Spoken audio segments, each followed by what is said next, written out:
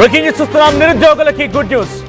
తెలంగాణ నిరుద్యోగులకి ఇది ఒక బిగ్గెస్ట్ వార్తగా చూడాలి. హోంశాఖలో 7,000 ఖాళీలు ఉన్నాయట. అయితే ప్రస్తుతానికి 5,000 పోస్టుల భర్తీకి ప్రభుత్వం గ్రీన్ సిగ్నల్ ఇచ్చింది. 1-2 రోజుల్లో నోటిఫికేషన్ కూడా వెలువడబోతోంది. అటు మరో 2,000 పోస్టుల భర్తీకి ప్రభుత్వం కసరత్తు కూడా చేస్తోంది.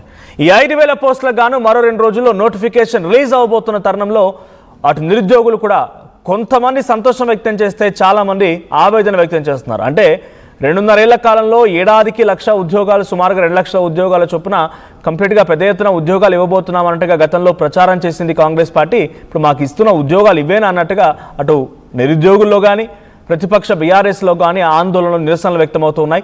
సో ప్రస్తుతానికి 5,000 ఉద్యోగాలకు మాత్రం నోటిఫికేషన్ రాబోతోంది. 2,000 ఉద్యోగాలకి మళ్ళీ కసరత్తు చేపడుతున్నారు. దీంట్లో 5,000 ఉద్యోగాల్లో సివిల్ కానిస్టేబుల్కి సంబంధించి 3,697 పోస్టులు ఉన్నాయి కేవలం సివిల్ కానిస్టేబుల్.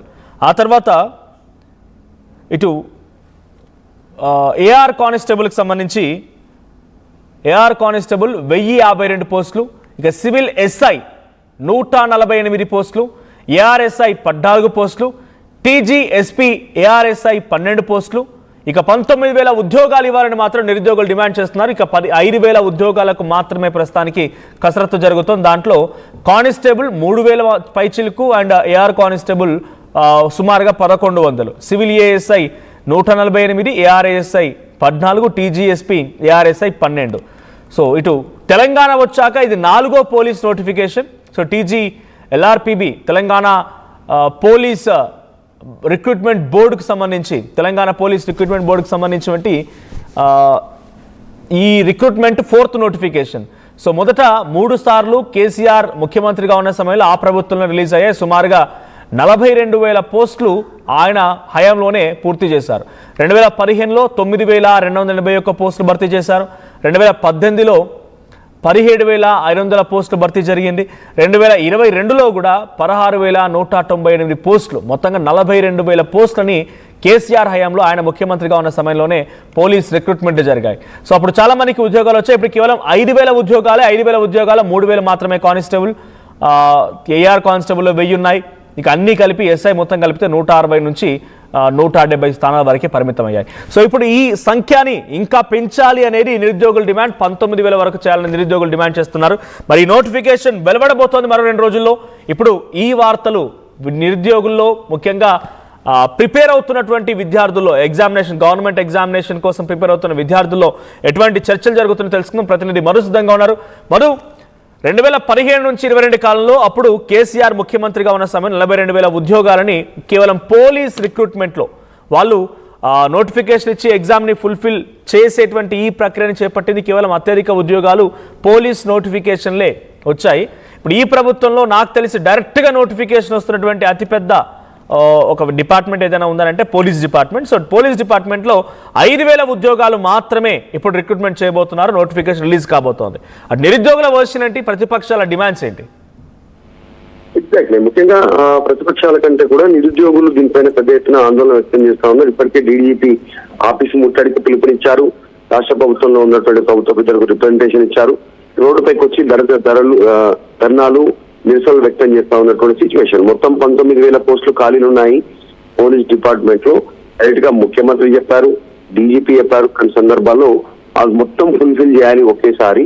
ఎందుకంటే తెలంగాణలో ఇప్పటికే కరోనా తర్వాత జరిగినటువంటి పరిణామాలతో చాలా మంది ఎదురు చూస్తా ఉన్నారు. హైదరాబాద్ లో ఉండి రిక్రూట్మెంట్ ట్రైనింగ్ తీసుకుంటున్నారు, కోచింగ్ సెంటర్ల చుట్టూ తిరుగుతున్నారు, రూములు పెట్టుకొని వాళ్ళు ఇక్కడే జాబ్ల కోసం ఎదురు చూస్తా ఉన్నారు. సో వారిని దృష్టిలో పెట్టుకొని మీరు ఇచ్చినటువంటి హామీ, గత ఎన్నికల్లో కాంగ్రెస్ పార్టీ నిరుద్యోగులకు ఇచ్చినటువంటి హామీ, మేము రాగానే 100 రోజుల్లోనే మొదటి సంవత్సరంలోనే 2 లక్షల ఉద్యోగాలకు సంబంధించినటువంటి నోటిఫికేషన్ విడుదల చేస్తాం, తర్వాత పూర్తి స్థాయిలో జాబ్లను రిక్రూట్మెంట్ చేస్తామని చెప్పినటువంటి మాటలు నిలబెట్టుకోవాలనేటువంటి నిరుద్యోగులు రోడ్డుపైకి వచ్చారు. మేము ఈ ప్రతి గ్రామంలో ప్రతి ఇంటికి వెళ్లి కాళ్ళు మొక్కి కాంగ్రెస్ కు ఓటేయమని గెలిపించాం. ఈ రోజు మేమే మళ్ళీ తిరిగి కాంగ్రెస్ ఓడగొట్టమని ప్రచారం చేయాల్సి ఉంటుంది ఈ ప్రభుత్వం మా మాట వినకపోతే అనేటువంటి స్టేట్మెంట్ చేశారు.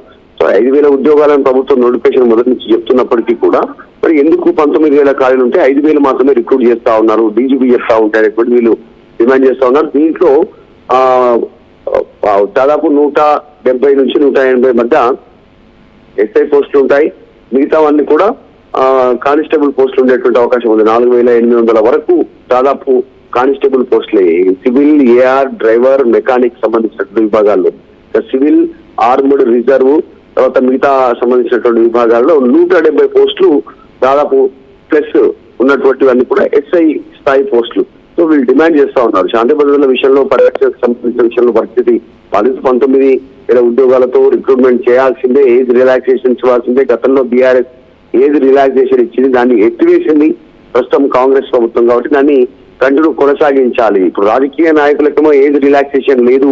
60, 70, 80 ఏళ్ళు ఉన్న కాంగ్రెస్ పార్టీలో మంత్రులు అవుతున్నారు, వాళ్ళంతా కూడా రాజకీయాల్లో కొనసాగుతున్నారు. కానీ మాకు వరకు వచ్చేసరికి మమ్మల్ని ఎందుకు ఇలా కట్టడి చేస్తున్నారు? కరోనా వచ్చిన కాలాన్ని కూడా ప్రజల్లోకి తీసుకోవాలనేటువంటి నిరుద్యోగులు డిమాండ్ చేస్తా ఉన్నారు. ప్రభుత్వం మాత్రం 5,000 ఉద్యోగాలతోటి ముందుకు వెళ్లే సిచ్యువేషన్ కనిపిస్తా ఉంది.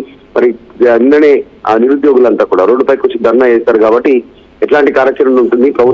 డిపార్ట్మెంట్ వైజ్ గా నిజంగా నోటిఫికేషన్ జారీ చేయాలంటే అత్యధికంగా నోటిఫికేషన్ జారీ చేసే స్కోప్ కానీ, ఖాళీలు కానీ ఎక్కువగా యంత్రాంగం అవసరమయ్యేది కూడా పోలీస్ డిపార్ట్మెంట్లోనే, పోలీస్ నోటిఫికేషన్స్లే ఎక్కువ సంఖ్యలో నెంబర్స్ కనబడుతూ ఉంటాయి.